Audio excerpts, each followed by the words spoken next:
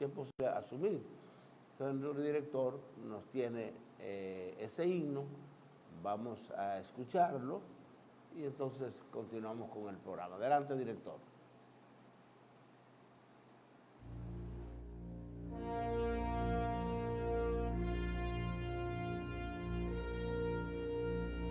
A luchar, a luchar, a luchar, a luchar, a luchar, a luchar, a luchar, a luchar, a luchar, soldado valiente que empezó la revolución a imponer los nobles principios que reclama la Constitución. Desgarró la noche serena, la sirena de la libertad, cual clarín que llama a la guerra, defendiendo la patria inmortal. A luchar como hermanos de Duarte luchemos, que Yamella en el grito encarnó.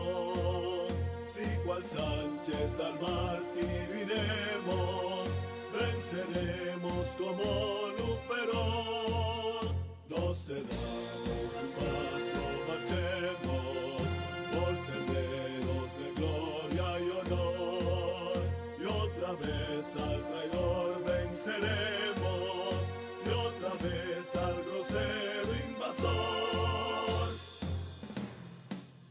A luchar, soldado valiente que empezó la revolución a imponer los nobles principios que reclama la Constitución. Desgarró la noche serena, la sirena de la libertad, cual clarín que llama a la guerra, defendiendo la patria inmortal.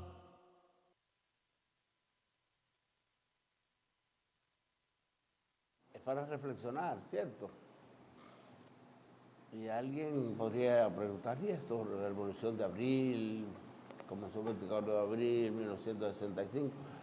Ustedes conocen, si no, deben conocer un poquito y profundizar, que el profesor Juan Bosch, en su condición como candidato del Partido Revolucionario Dominicano, en el año 1962, fue electo, ¿verdad?, un 20 de diciembre de 1962 como presidente constitucional de la República, el primero después de la dictadura de Trujillo, ¿verdad? Entonces asumió el cargo, ya como presidente, el 27 de febrero del año 1963. Bueno, comenzó a tomar una serie de medidas a favor del pueblo dominicano, incluso nos dio la mejor constitución que hemos tenido,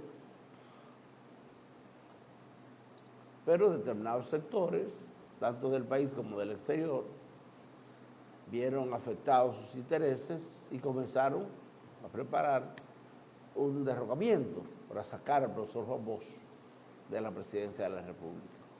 Y precisamente lo lograron. 25 de septiembre de ese mismo año, es decir, 7 meses después.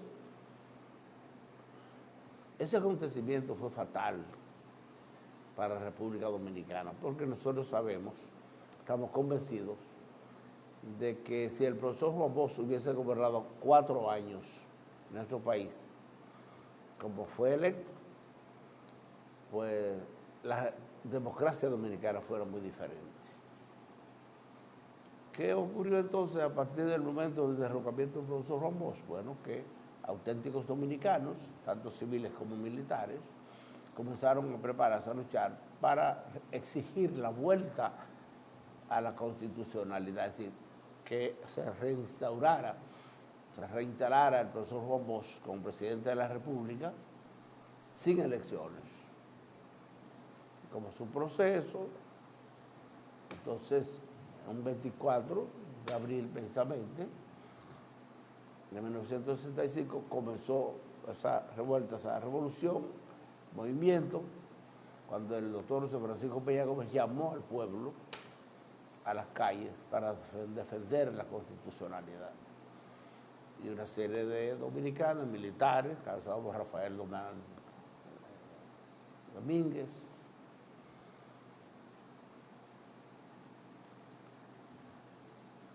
el coronel jovencito,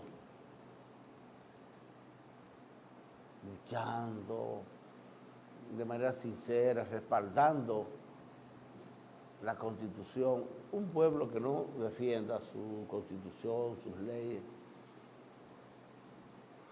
tiene muchas dificultades para desarrollarse. Entonces el pueblo iba ganando en 1968, el 24 de abril, 25, 26, 27, el 28 entonces hubo la ocupación militar norteamericana. Una inmensa cantidad de militares norteamericanos. Entonces se dice que en Santo Domingo, la capital de la República, hubo unos 5.000 muertos, imagínense, auténticos dominicanos, hombres y mujeres de distintas edades, de distintas condiciones, defendiendo su patria, defendiendo lo que había decidido la gran mayoría del pueblo dominicano. Posteriormente hubo que llegar a un proceso de negociación y ustedes conocen la historia. De todos modos, el coronel de Abril, Francisco Alberto Camaño Deñó, enfrentó con gallardía. El coronel Rafael Fernández Domínguez había sido acribillado en un momento dado que conjuntamente con otros compañeros quiso penetrar al Palacio Nacional, entonces fue vilmente asesinado. Ahí el coronel Rafael Fernández Domínguez, de ahí de Esperanza, ahí cerca de Maizal. Entonces es importante que reflexionemos esos acontecimientos que se han dado, que buenos dominicanos han donado sus bienes, sus vidas en defensa de la patria. Y todos tenemos que conocer la historia, en los distintos momentos de la historia dominicana. Han surgido líderes que conocemos, pero otros líderes que aparecen en el anonimato, pero donaron sus vidas para defender la democracia dominicana o la soberanía nacional, dependiendo del caso. En todo momento, entonces, ver que tenemos que valorar, admirar, agradecerle a esos hombres, a esas mujeres, que con esa gallardía, ese valor, ese coraje, ese auténtico nacionalismo, auténtico patriotismo, no les importó dejar sus padres, sus madres, sus hermanos, sus hijos, sus esposas, su esposo. Gloria a ellos. Nuestra admiración de siempre. La gratitud es una condición, una cualidad fundamental en el ser humano. Tenemos que ser agradecidos. Y precisamente hoy estamos celebrando, conmemorando, reflexionando acerca del Día Mundial del Libro y del Derecho de Autor. Usted sabe la importancia que tiene para la cultura general el libro. Un eje transversal de este programa es la lectura. La lectura puede ser a través del libro físico o de dispositivos electrónicos, de lo que sea, pero revistas, periódicos, la lectura como tal. ¿Cuántas informaciones, cuánto conocimiento hemos podido lograr a través de la lectura de magníficas obras que escritores del mundo entero nos han presentado, han puesto en nuestras manos? Y surgió exactamente en un día como hoy, conmemorar, celebrar, agradecer lo que es un libro. Porque entonces ahí la muerte de Shakespeare, Garcilaso de la Vega, de una serie de escritores y también el nacimiento de otros. Miguel Cervantes. Entonces, algunas veces uno ve esos grandes escritores a través de la historia. Nosotros, por ejemplo, en nuestro país tenemos magníficos escritores. Hemos tenido y tenemos. Y no olvidar que el libro físico ha vuelto, porque hay gente que entendió que ya iban a desaparecer los libros, que ya solo a través de la tecnología, y ahora entonces los países desarrollados nos están demostrando que no podemos estar expuestos permanentemente ante la luz de computadoras, de tablets, de teléfono, cosas de esas, sino que tenemos que realmente volver al libro físico. No solo desde el punto de vista del persona, sino ya desde el punto de vista de lo que es la escuela como institución, las unidades docentes. Y nosotros como seres humanos, pues nos interesa un libro, vamos a estar así. Se ha estado celebrando la Feria del Libro en Santiago, una delegación muy importante de nuestro pueblo estuvo por allá. Nosotros teníamos otro compromiso, no pudimos ir, pero ciertamente que admiramos a quienes se dedican a la escritura. El tiempo que le dedican, cómo manifestar como consecuencia de su talento para que otros también tengamos la oportunidad de trasladarlo a distintos escenarios en el mundo. Hoy también estamos celebrando el Día del Español, del Inglés. Son idiomas importantísimos que nos permiten entendernos, conocernos, aumentar nuestro acervo cultural, avanzar en todo cuanto podamos. Entonces, esto, conjuntamente con la tecnología, la ciencia, una serie de herramientas que están en nuestras manos, tenemos que aprovecharlo, utilizarlo para beneficio de la humanidad, de todos nosotros, orientar de la mejor manera a nuestros niños, nuestros jóvenes, de forma tal que adquieran un hábito de la lectura permanentemente, pero no podemos exigirles si nosotros no lo hacemos. Entonces tenemos que dar el ejemplo. Qué bueno que los padres en el hogar busquen una revista, busquen libros permanentemente para que los niños vayan observando que vale la pena, que es bueno, porque sus padres leen. Entonces van poco a poco acostumbrando, se invitan libros sencillos y se le leen algunos cuentos, se comparte, se les reflexiona un poquito y dependiendo de la edad y del nivel de conocimiento, de los contenidos, todo, se van poco a poco porque es un proceso. Ahora, si nosotros nunca leemos, si no tenemos libros, revistas, periódicos y no nos dedicamos a la lectura, entonces los niños crecen ya como cuando jovencitos, es más difícil, aun cuando hay tiempo. Pero siempre debemos utilizar el libro. Todos nuestros municipios debían tener una biblioteca, por lo menos una, que debían incluso las autoridades municipales tener un concepto muy claro de lo que significa para la cultura de un pueblo la lectura. Y para leer debemos tener instrumentos, esos instrumentos nuestros libros. Y también desde el punto de vista tecnológico, tener en estos tiempos bibliotecas con personas entrenadas, capacitadas, bibliotecarios, ¿verdad? Entonces que podamos tener la posibilidad de crear ese escenario con libros, con computadoras, con teléfonos, celulares, ¿verdad? Con tablets, de manera que allí quienes vayan, niños, jóvenes, adultos, no importa, puedan disfrutar de muy buenas obras que tal vez desde el punto de vista económico no puedan comprarlas. Y puedan tener un horario adecuado, en la mañana, otra persona en la tarde, otra en la noche, por ejemplo, de 8 de la mañana hasta las 9 de la noche, que esas bibliotecas estén abiertas. De manera que en cualquier momento quienes estén ocupados en hora de la mañana puedan ir por la tarde. Otros tendrían compromiso durante todo el día, pues pueden ir en la noche. Y con una buena orientación de los bibliotecarios y teniendo la posibilidad de recibir orientaciones a través de distintos programas, como este o como cualquier otro, donde el elemento cultural es fundamental, la solidaridad,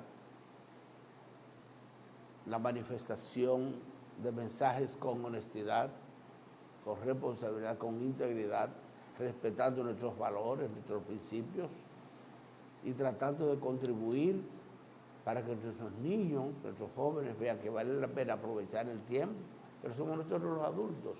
Fíjense que con esas tres palabras, nuestros padres de la patria, Juan Pablo Duarte, nos dejó un legado, un mensaje inmenso. Aprovechemos el tiempo, porque vamos avanzando. Y hoy tenemos un día, mañana otro, luego tenemos una semana, tenemos meses, tenemos años. Si somos niños, luego jovencitos, luego jóvenes, luego adultos, luego envejecientes. Entonces, dependiendo del aprovechamiento que hayamos hecho del tiempo, tendremos mayor riqueza desde el punto de vista intelectual, pero también desde el punto de vista social. Y habremos podido manejarlo de la mejor manera si logramos entender que la lectura es una diversión.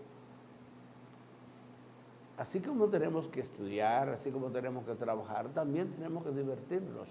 Y ojalá pudiésemos ver la lectura como una diversión, porque es parte integral nuestra, que al tiempo que nos ayuda desde el punto de vista del conocimiento, pero también nos recrea, nos ayuda dentro del marco de la salud. Y esto entonces nos ayuda a expandirnos hacia los demás, porque el conocimiento también se comparte. Y si participamos en actividades sociales, culturales, deportivas, educativas, de salud, medioambiental, en esos tipos, en los distintos tipos de escenarios donde podamos desenvolvernos, pues cada uno hace su aporte. Usted lee un libro, yo puedo leer otro, el otro, y entonces lo compartimos, por lo menos que sea un pequeñito mensaje del contenido del mismo.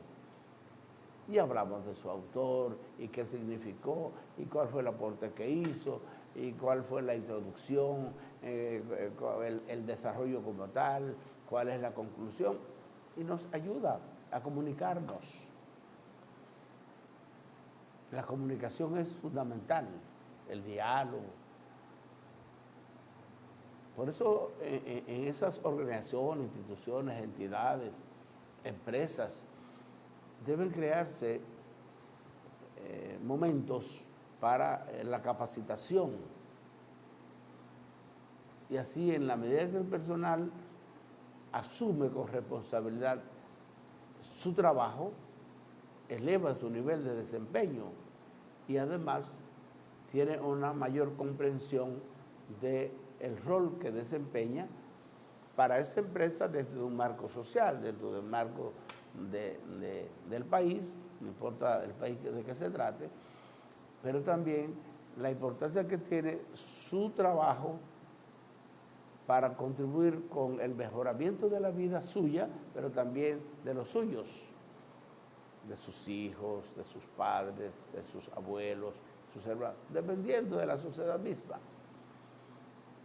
Y dentro del marco de esa orientación podríamos estar contribuyendo ¿para qué?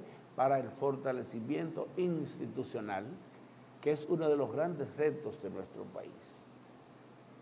Fortalecer nuestras instituciones con posiciones firmes y responsables por parte de nosotros como seres humanos.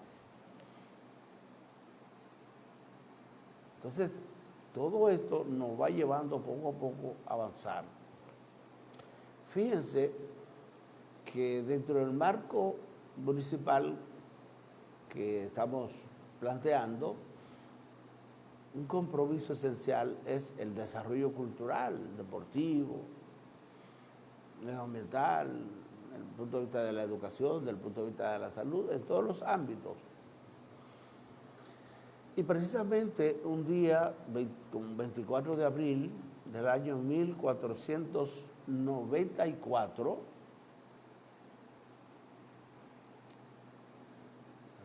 se estableció el primer ayuntamiento en la República Dominicana. Ustedes saben que en 1492 hubo un choque de culturas. Se habla del descubrimiento de América, todo aquello, ¿verdad?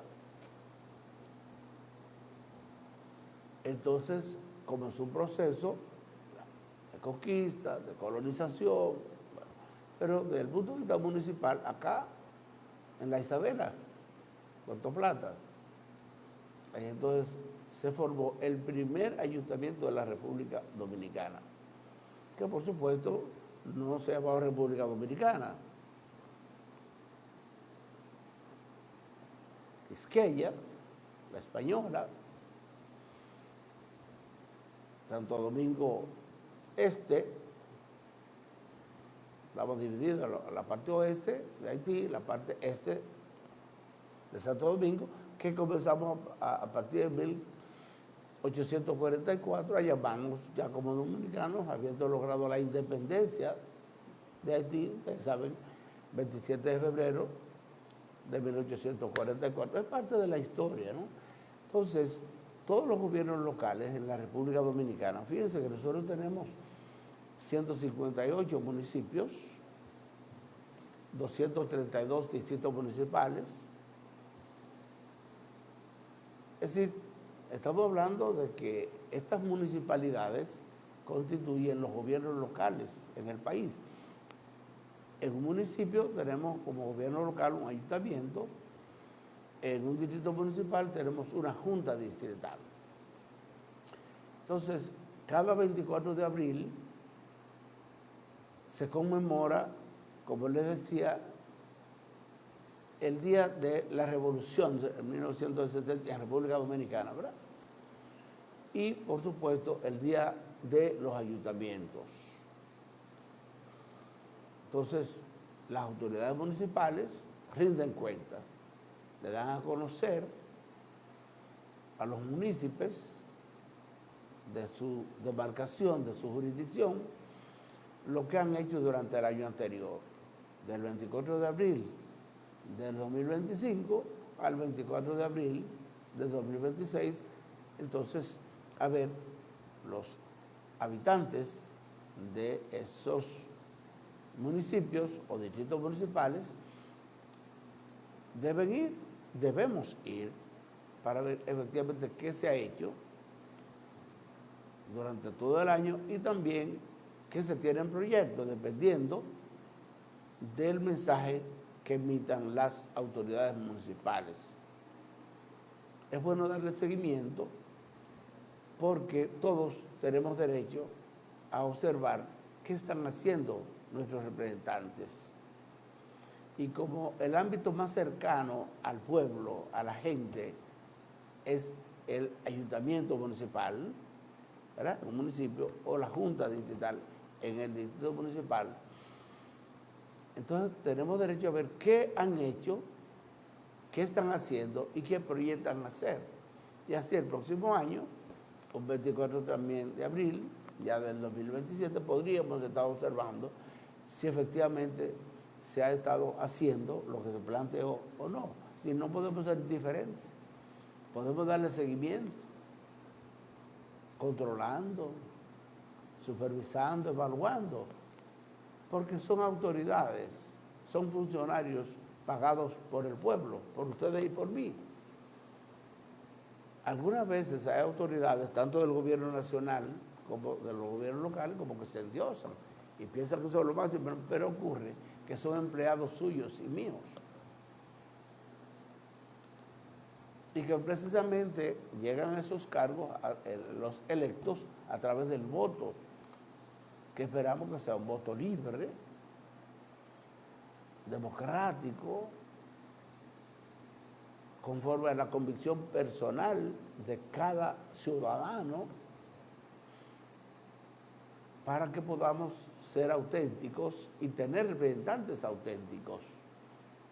Debemos tener personas honestas, responsables, serias, creíbles, con visión en el sentido de que haya una planificación consciente como consecuencia de la participación de la gente, no simplemente sentarse en una oficina con aire, buscar algunos técnicos, hacerle un brindis, pagarle, etcétera, sin el pueblo estar consciente de lo que ha estado aconteciendo, porque no es cuestión de burocracia, no es cuestión de qué, de participación.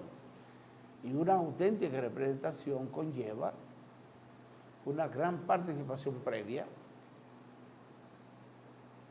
y eso conlleva que un compromiso, porque cuando la autoridad, hombre o mujer, no importa quién sea, ni su apellido, ni el nombre del partido que sea, el movimiento, no, ese ser humano a quien le pagamos, le facilitamos vehículos, gastos de representación, facilidades, muchas facilidades, para que como consecuencia de lo que se supone, es decir, de su talento, de su preparación, de su compromiso en cuanto a servirle auténticamente al pueblo que votó por ellos y que están representando. Entonces, ese es el tipo de ser humano que nosotros queremos, que nos represente con dignidad, con integridad, donde la sencillez, la apertura, la descentralización, la innovación, la creatividad, le permita de manera conjunta con organizaciones, instituciones, entidades y personas comprometidas con el desarrollo de su pueblo, entonces, que tengan una verdadera participación. Por eso nosotros, por allá en el año 2003, ustedes recuerdan que tuvieron la gentileza, algunos tuvieron la gentileza de votar por nosotros para que les representáramos como síndico acá en Mao en el periodo 2002-2006. Entonces, en el año 2003, comenzando efectivamente el año, trajimos acá a Mao el presupuesto participativo municipal, donde todas las organizaciones, instituciones, entidades estaban integradas, sin excepción. Siempre está su participación política, empresarial, social, religiosa, ¿no? Todas las organizaciones, instituciones y personas comprometidas. ¿Para qué? Para que hubiese una gran participación. Y no solo desde el punto de vista de asistir, de estar presente en un lugar, sino de administrar y controlar lo que se iba administrando. ¿Qué quiero decir? Bueno, que más del 80% de los recursos asignados para obras e inversión, nosotros la compartíamos a través del presupuesto participativo municipal con la colectividad, para que esa colectividad nos dijera cuáles serían las obras fundamentales que debían construirse en nuestro municipio. Aun cuando nosotros la supiésemos, aún teniéndolo en carpeta, bueno, pero vamos a darle oportunidad para que nuestra gente, que es quien vive en esos lugares, lo manifieste.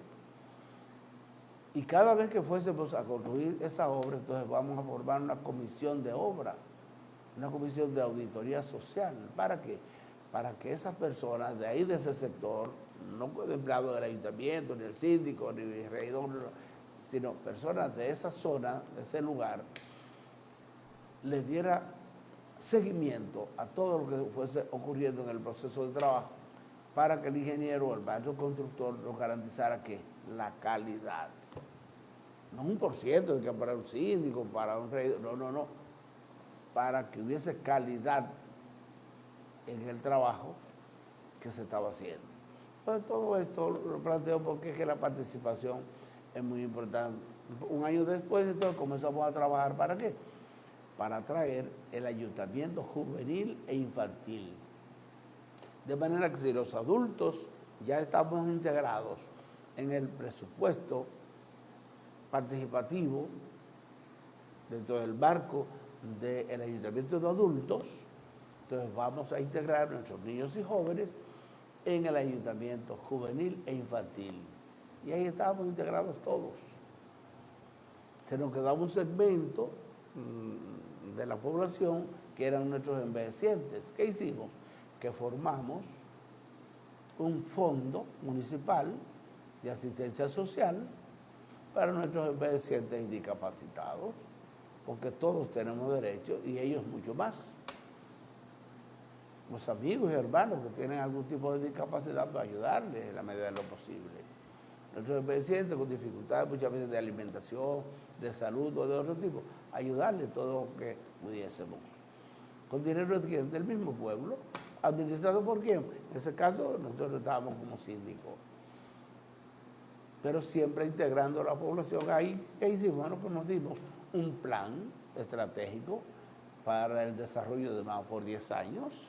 Sí, porque si tenemos las personas ya integradas, los niños y jóvenes en el Ayuntamiento Juvenil e Infantil, los adultos, el presupuesto participativo municipal y los envejecientes que de una u otra forma se beneficiaban de ese Fondo Municipal de Asistencia Social. Entonces, ya con la integración de nuestra gente, vamos a dar lo que un plan que a corto, mediano y largo plazo nos ayudara a desarrollarnos en beneficio de todos. Así que vamos a esperar a ver en definitiva las informaciones que nos traen nuestras autoridades municipales. Ojalá sean muy positivas, que sigan trabajando, porque lo que queremos es el avance, el progreso, el desarrollo, el bienestar, mejorar la calidad de vida de nuestra gente. Bueno, nuestro director nos tiene algunos mensajes, saben, siempre venimos a reflexionar cuando algunos profesionales nuestros plantean su punto de vista, pudiésemos estar de acuerdo o no, pero que nos sirva para ver si logramos comprender un poquito mejor nuestra realidad. Adelante, director. No se bebe el oro. Aquí el agua trabaja. Llave, acequia, canal, cubeta, noria. La sed no espera.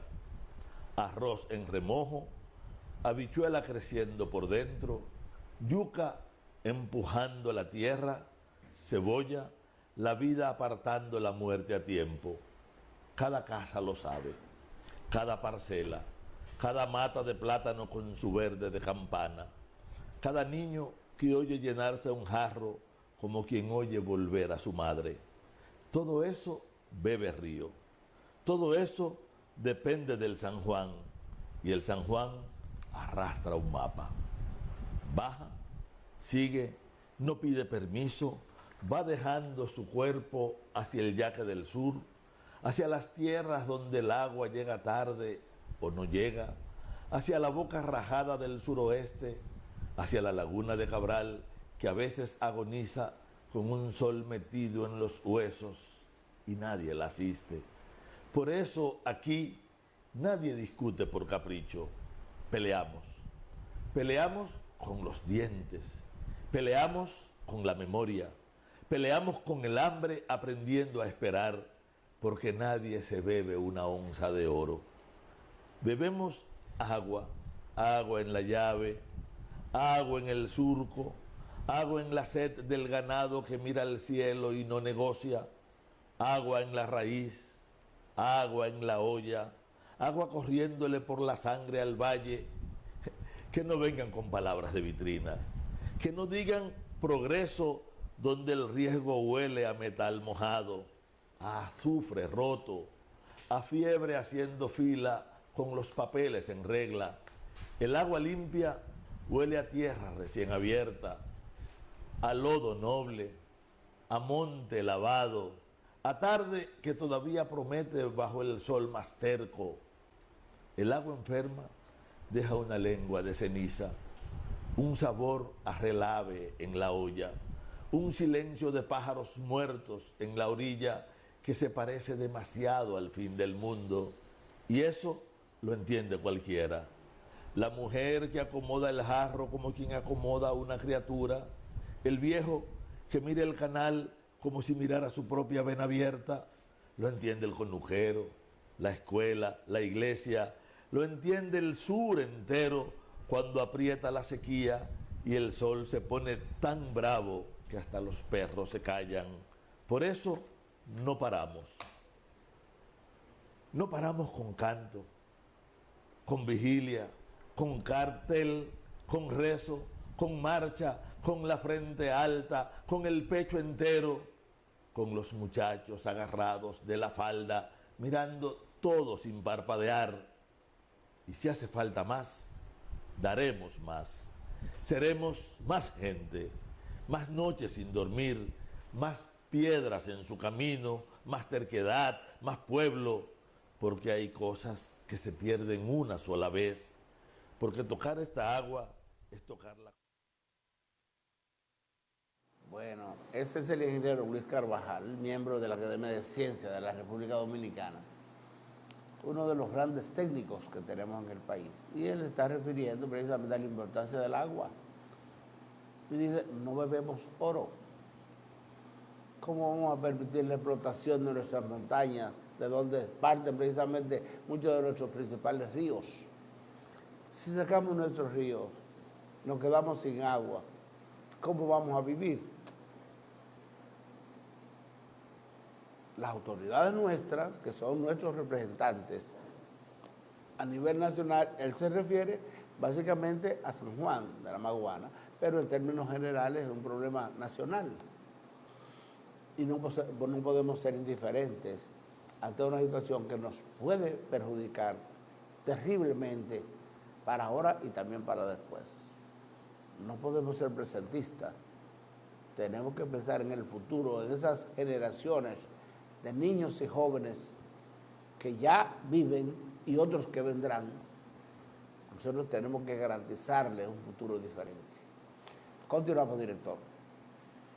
Al proceso de la evaluación del desempeño en su quinta etapa, y como todos conocemos lo sucedido el lunes, que se debió a una falla seria de la plataforma que está en desarrollo por parte del Ministerio de Educación, y de manera responsable el Comité Ejecutivo suspendió esa jornada, porque es importante que el magisterio esté consciente que el Comité Ejecutivo 10, 11 de la mañana tomó una valiente, una responsable decisión de suspender la quinta etapa, y que el ministerio proceda a rendir un informe al magisterio y a su sindicato, la gloriosa ADP. En el día... La situación del desempeño de los maestros ha traído problemas serios. Vamos a ver qué pasa, porque necesitamos la evaluación para premiar los mejores y así ver qué deficiencias tienen algunos otros para ayudarle para mejorar la calidad educativa de nuestro país. Eso es fundamental, ¿eh? Seguimos, director. Tiene tres ámbitos fundamentalmente: los programas, la didáctica y la evaluación. Nuestros políticos se ocuparon desde siempre y hasta ahora del primero. Le interesó siempre muchísimo cambiar los programas, hacer reformas. Y las reformas inciden en los programas, en los horarios, en las disciplinas, toda la estructura de ellos. Nunca se ocuparon de la didáctica. Esto es lo que falta. La escuela la pueden salvar los maestros. Que sean buenos maestros. La garantía constitucional del derecho al estudio no debe ser una mesita, una silla y libros de textos gratuitos. Debe ser la garantía de tener un buen maestro. Bueno, ya ustedes ven, la parte de la didáctica es lo fundamental, porque es donde se va a enseñar, a dar el proceso de enseñanza-aprendizaje. Independientemente del programa, de que esto, lo que lo otro, o la evaluación, lo fundamental es el aprendizaje. Si no se aprende, entonces ¿dónde va a estar la calidad de nuestros niños, nuestros jóvenes? Es por eso que tenemos que trabajar efectivamente en lo que es el maestro, el ente que dirige, el maestro guía, la persona que está directamente con esos niños, y se habla de que hay que trabajar también para que los maestros tengan menos cantidad de niños y jóvenes en las aulas. Vamos, director, adelante. Atención pueblo, todo listo para la gran bicicletada Pedaleando con la Prensa. Este domingo 26 de abril, salida 8:30 de la mañana desde el Parque Centenario. Llegada al Parque Amado Franco Vidó. Este año, la bicicletada del Sindicato Nacional de Trabajadores de la Prensa, dedicada a la gobernadora Marta Collado, en memoria del profesor Guillermo Taveras. Saca tu bicicleta y acompáñanos. Esa es la promoción que está haciendo el Sindicato Nacional de Trabajadores de la Prensa, filial Valverde, que a propósito el próximo domingo, a las 8:30, pues nos estaremos juntando ahí en la Plaza Centenaria, donde partiremos en esa bicicletada. Todos tienen oportunidad de participar, niños, jóvenes, adultos, de organizaciones, instituciones, entidades. Si alguien no quiere montarse en la bicicleta, pues puede ir en vehículo, claro que sí. Y también pueden ir a pie, en el caso de donde se va a iniciar, y luego al concluir el pequeño recorrido, la pequeña ruta, nos vamos a encontrar en el Parque Amado Franco Vidó. Vamos a desarrollar un pequeño programa y entonces vamos a compartir, a conversar. Es parte de la salud. Ustedes saben que caminar o correr en bicicleta, por ejemplo, es un gran ejercicio. A ustedes las gracias, mis amigos, por la gentileza que han tenido de vernos y escucharnos. Si Dios lo permite, mañana volveremos a conversar de estos y otros temas de interés. Antonio Disla ha estado con ustedes. Muchas gracias. Bye bye.